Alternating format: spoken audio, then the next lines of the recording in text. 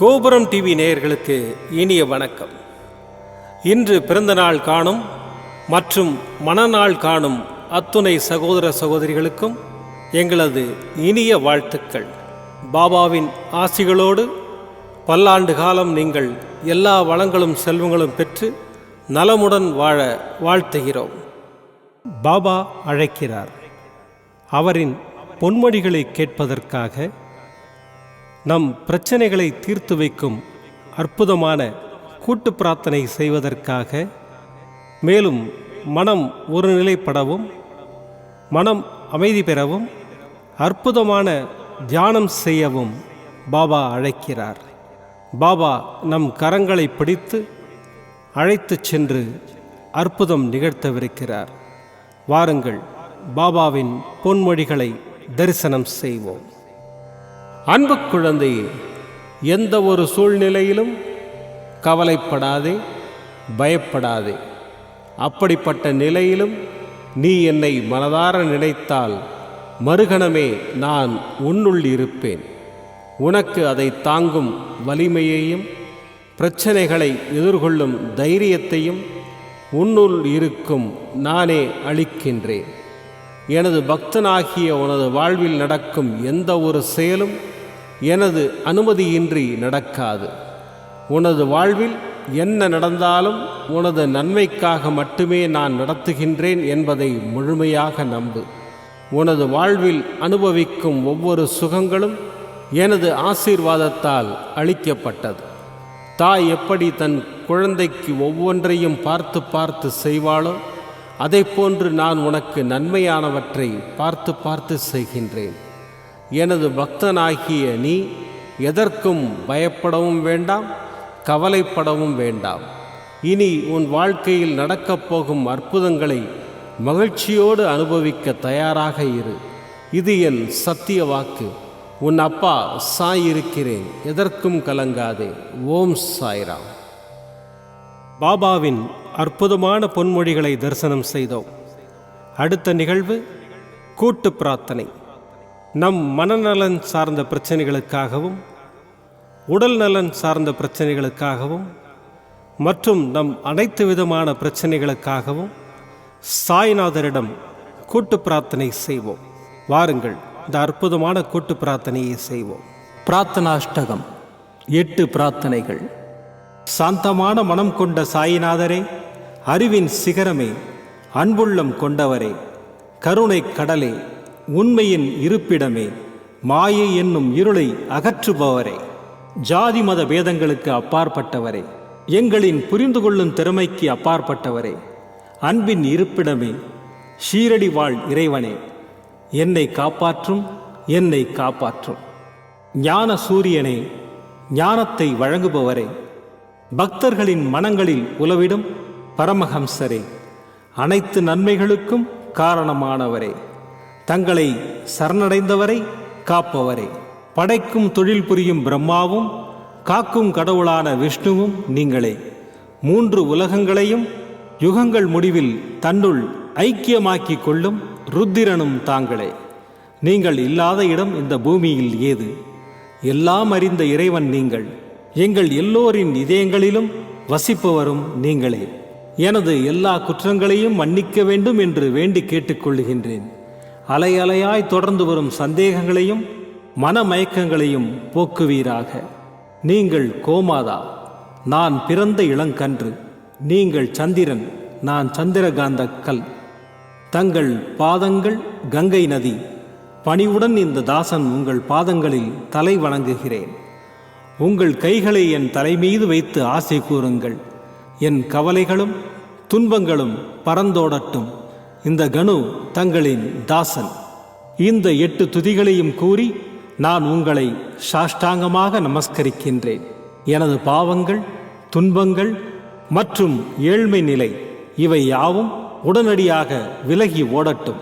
ஓம் சாய்ராம், ஓம் சாய்ராம், ஓம் சாய்ராம். அற்புதமாக கூட்டு பிரார்த்தனை செய்தோம். பாபா நம்முடைய கோரிக்கையை ஏற்று நிச்சயமாக நமக்கு அற்புதங்களை செய்வார் என்பது சத்தியம். இனி கண்களை மூடி பாபாவை மனதில் நிறுத்தி பாபாவின் அற்புதமான சக்தி வாய்ந்த மந்திரத்தை அனுபவிப்போம். ஓம் ஷிரடிவாசாய வித்மஹே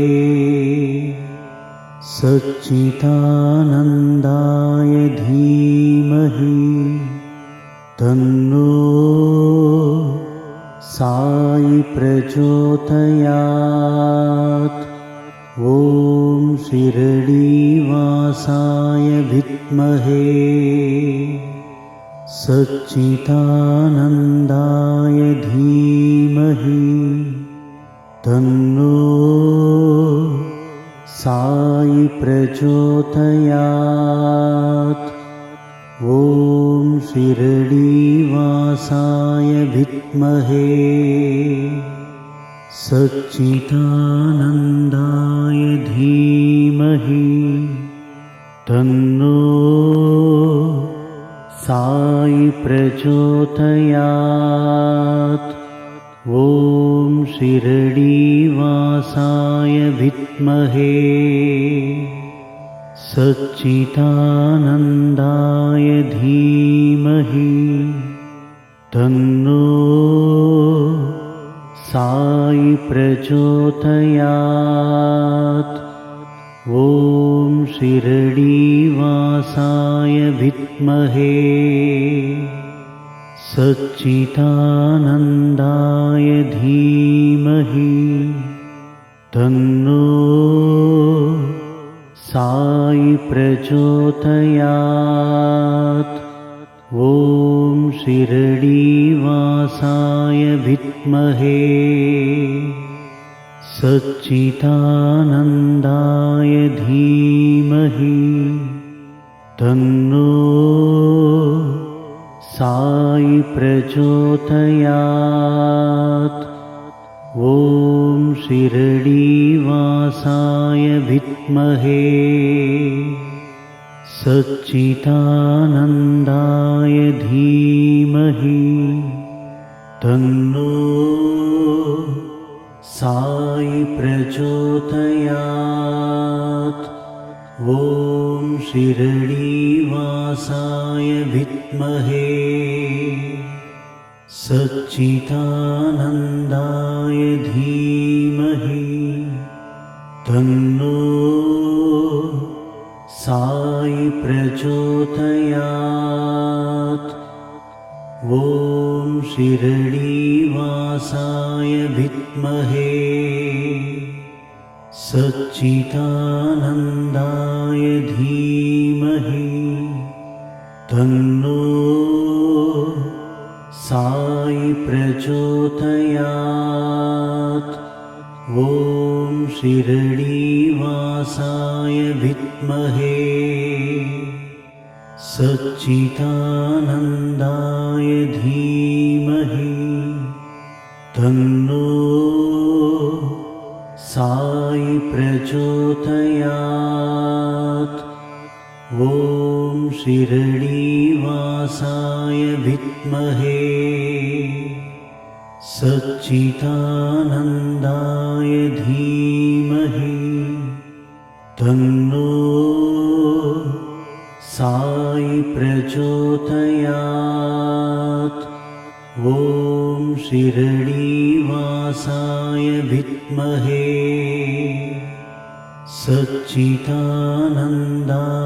தீமஹி தன்னோ சாயி பிரச்சோதயாத். ஓம் ஷிரடிவாசாய வித்மஹே சச்சிதானந்தாய தீமஹி தன்னோ சாயி பிரச்சோதயாத். ஓம் ஷிரடிவாசாய வித்மஹே சச்சிதானந்தாய தீமஹி தன்னோ சாயி பிரச்சோதயாத். ஓம் ஷிரடிவாசாய வித்மஹே सच्चिदानन्दाय धीमहि तन्नो साई प्रचोदयात्। ॐ शिरडीवासाय विद्महे सच्चिदानन्दाय धीमहि तन्नो साई प्रचोदयात्। ॐ शिरडीवासाय विद्महे सच्चिदानन्दाय धीमहि तन्नो साई प्रचोदयात्। ॐ शिरडीवासाय विद्महे सच्चिदानन्दाय धीमहि तन्नो साई प्रचोदयात्। ॐ शिरडीवासाय विद्महे सच्चिदानन्दाय धीमहि तन्नो साई प्रचोदयात्। ॐ शिरडीवासाय विद्महे सच्चिदानन्दाय धीमहि तन्नो साई प्रचोदयात्। ॐ शिरडीवासाय विद्महे सच्चिदानन्दाय धीमहि तन्नो साई प्रचोदयात्। ॐ शिरडीवासाय विद्महे सच्चिदानन्दाय धीमहि तन्नो साई प्रचोदयात्। ॐ शिरडीवासाय विद्महे सच्चिदानन्दाय धीमहि तन्नो साई प्रचोदयात्। ॐ शिरडीवासाय विद्महे सच्चिदानन्दाय धीमहि तन्नो साई प्रचोदयात्। ॐ शिरडीवासाय विद्महे सच्चिदानन्दाय धीमहि तन्नो साई प्रचोदयात्। ॐ शिरडीवासाय विद्महे सच्चिदानन्दाय धीमहि तन्नो साई प्रचोदयात्। ॐ शिरडीवासाय विद्महे सच्चिदानन्दाय धीमहि तन्नो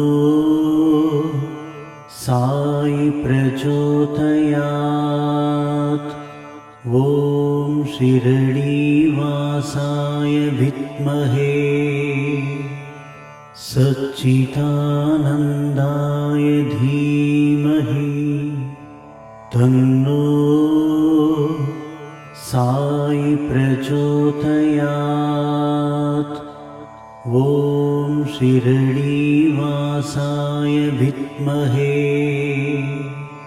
सच्चिदानन्दाय धीमहि तन्नो साई प्रचोदयात्। ॐ शिरडीवासाय विद्महे सच्चिदानन्दाय धीमहि तन्नो साई प्रचोदयात्। ॐ शिरडीवासाय विद्महे सच्चिदानन्दाय धीमहि तन्नो साई प्रचोदयात्। ॐ शिरडीवासाय विद्महे सच्चिदानन्दाय धीमहि तन्नो साई प्रचोदयात्।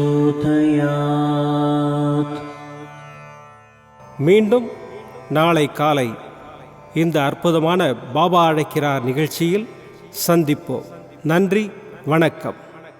விதம் விதமான பக்தி நிகழ்ச்சிகளை உங்களுக்காக தந்து கொண்டிருக்கிறது உங்கள் கோபுரம் டிவி. உங்களுக்கு பிடித்த நிகழ்ச்சிகளை லைக் செய்யுங்கள், உங்களுக்கு பிடித்த மாணவர்களுக்கு ஷேர் செய்யுங்கள். மேலும் சப்ஸ்கிரைப் செய்வதோடு மட்டுமல்லாது அருகில் இருக்கும் பெல் பட்டனை கிளிக் செய்து கோபுரம் டிவி நிகழ்ச்சிகளை உடனுக்குடன் தெரிந்து கொள்ளுங்கள்.